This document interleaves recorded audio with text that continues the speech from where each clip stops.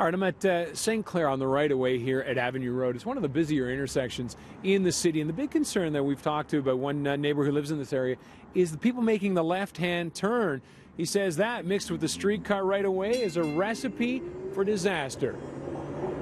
Going west, you can't really see the lane for the cars to go down because it's not. I don't feel it's lit well enough for one thing, and it's not marked.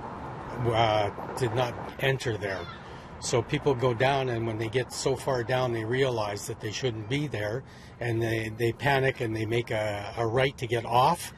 There's a high curb also that's not marked. Then they bounce off the curb and into a pole.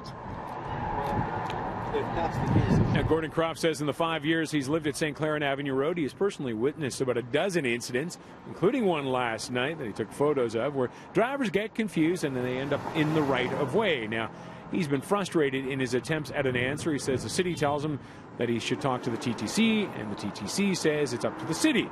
We talked to TTC spokesperson Brad Ross about Croft's concerns.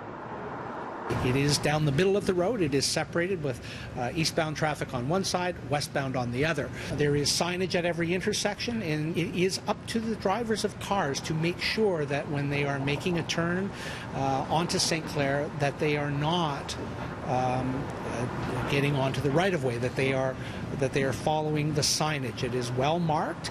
It is important to take your time and to ensure that if you're unfamiliar with the area, that you are driving safely on St. Clair.